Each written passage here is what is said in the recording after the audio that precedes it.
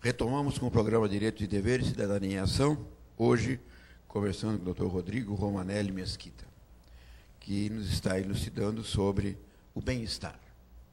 Doutor, no bloco anterior, estávamos conversando a respeito da relação do estresse com o ambiente de trabalho.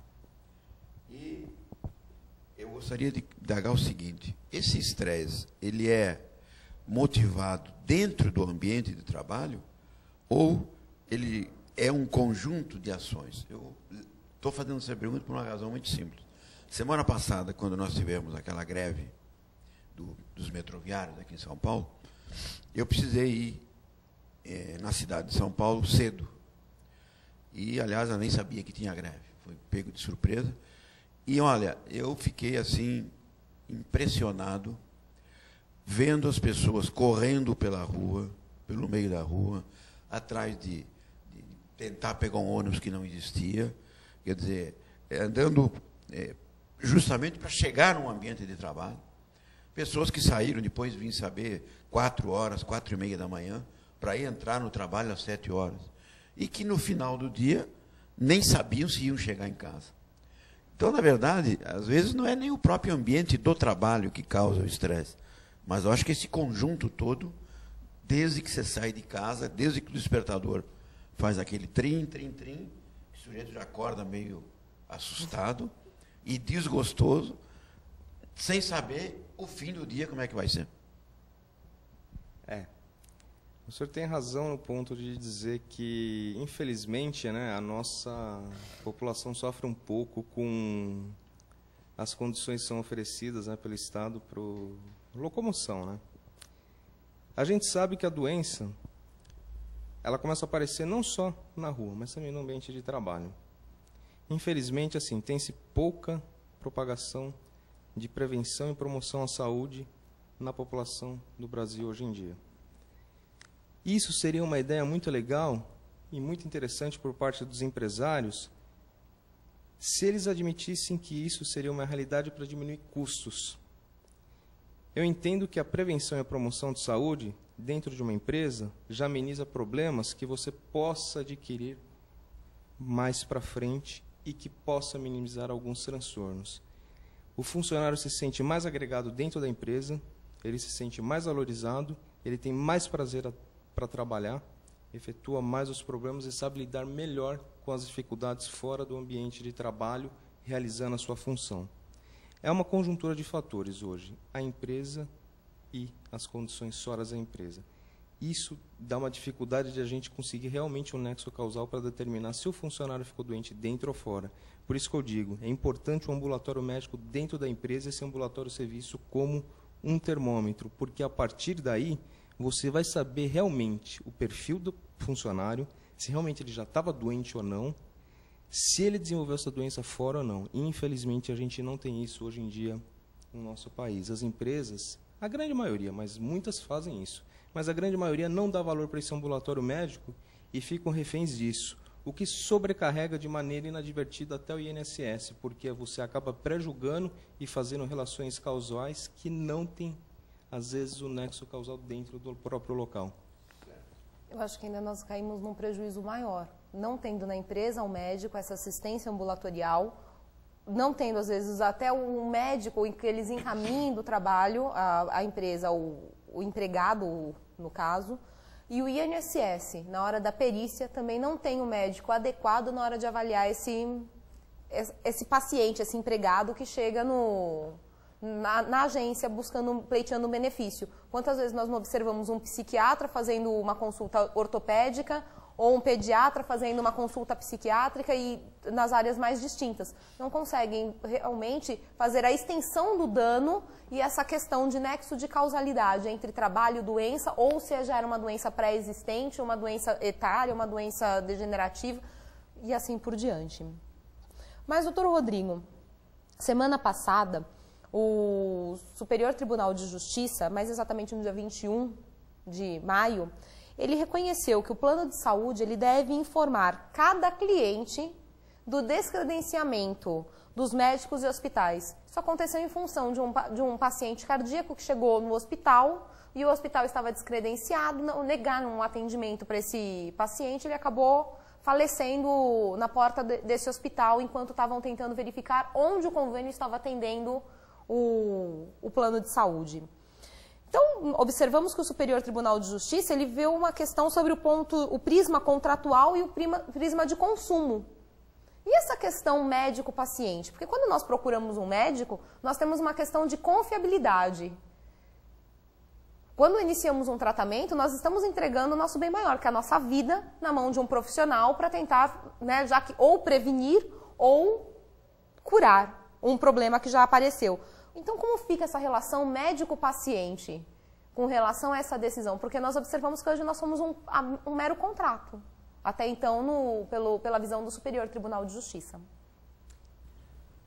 Isso é uma questão muito delicada, mas eu parto do seguinte princípio. Todo médico, ele tem o seu dever, independente de onde ele está exercendo a sua função.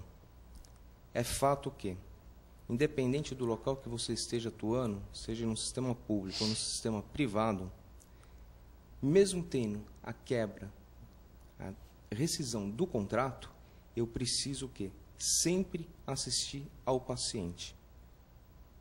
Eu averigo, mesmo que ele não esteja mais fazendo parte do plano de contrato de assistência médica, mas é de obrigatoriedade médica e da assistência médica prestar os primeiros socorros, tirar esse paciente de risco e encaminhar ele a um serviço público. Isso é um dever e um direito. Isso é importantíssimo. A gente não pode negar esse tipo de decisão. Independente de uma pessoa ter esse tipo de problema, contratual ou não, a gente não pode dever. É a mesma coisa, você sofreu um acidente em frente a um hospital particular, que não atende o seu convênio. Você vai ser resgatado imediatamente para esse local que vai te dar a primeira assistência médica, tirar seu risco de vida, e você vai ser deslocado para o hospital de referência da sua assistência médica ou um hospital público. Mas é dever da gente sempre prestar esse tipo de assistência. Não pode ser negado. É porque o que a gente observa, quando tem o descredenciamento do médico, primeiramente nós não éramos nem informados, simplesmente quando íamos tentar marcar uma consulta, não estava mais o médico no plano de saúde, te colocavam para qualquer médico. E às vezes nós estamos no meio de um tratamento. Quer dizer, nem um relatório para você encaminhar para esse outro médico para tentar fazer uma continuidade de tratamento, que já não vai ser a mesma coisa, porque às vezes a visão de um profissional é diferente da visão do outro de atendimento e na linha de tratamento, e nem o relatório a gente consegue para poder falar, porque uma coisa é você falar enquanto paciente, outra coisa é você ter a visão médica para passar para um outro profissional médico, a mesma coisa. Eu não quero, um cliente não quer mais a prestação de um serviço meu jurídico, cabe a mim entrar em contato com o meu colega e passar para ele, olha, até aqui foi feito isso, nós estamos encaminhando desta forma, a partir dali o que ele vai fazer é uma sequência dele enquanto profissional, mas cabe a nós, profissionais, dar esse atendimento, e isso não tem. É difícil, né? Porque assim, você acaba criando um vínculo e uma relação médico-paciente. O paciente acaba confiando nesse médico e inicia um tratamento onde ele se sente bem, se sente à vontade, e de repente esse médico não está atendendo mais esse plano de saúde. Esse paciente não é informado e acaba caindo em outro tipo de atendimento com outro médico. É complicado para o outro médico porque ele já não sabe o que está acontecendo, então ele vai ter que resgatar como se fosse uma primeira consulta. E o paciente, até conseguir firmar aquela relação de confiança, demora um pouco. Então, infelizmente, isso é uma coisa que a gente está sujeito mesmo. O que eu observo, por exemplo, muitos pacientes meus que às vezes acabam perdendo esse tipo de contrato, quando perco com alguma assistência médica, eles acabam ainda me procurando, por forma de reembolso ou até de maneira particular. Porque a gente percebe que a maioria dos médicos hoje em dia não dão atenção devida ao paciente. Infelizmente, é difícil, devido à demanda, os honorários que estão muito baixos, né, você ter um atendimento de qualidade. Pouquíssimos médicos fazem isso. Então, a grande importância da medicina é exercer ela com amor. Quando você faz isso, você tem uma resposta. O resto é consequência. Realmente é uma questão difícil e eu, sinceramente, na prática, não vejo como se aplicar e como ter um efeito positivo. Quer dizer, o paciente vai ser informado que o médico foi descredenciado. Muito bem. Ele tem direito a essa informação. Mas e o resultado prático disso? Ele vai ter que procurar outro médico ou vai ter que ir atrás daquele médico e possivelmente ou vai estar num outro plano ou nem vai atendê-lo mais, a não ser que seja por uma consulta particular. E o atendimento para a população carente realmente vai ser... Né? É uma informação importante que o STJ coloca, mas que na prática me parece não que viabiliza. pouco, né? É mais uma perfumaria praticamente, né? Nós estamos então chegando mais a um intervalo, nosso segundo intervalo. Esse programa será reprisado, repito, nas sextas-feiras às 7h30, os sábados às 21h30, domingo às 22 horas. Os telespectadores que quiserem participar do programa, por gentileza, podem fazer o contato através do e-mail presidência@oabguarulhos.org.br para sugerir temas e assuntos para que possamos trazer a discussão. Vamos a um breve intervalo, voltamos já.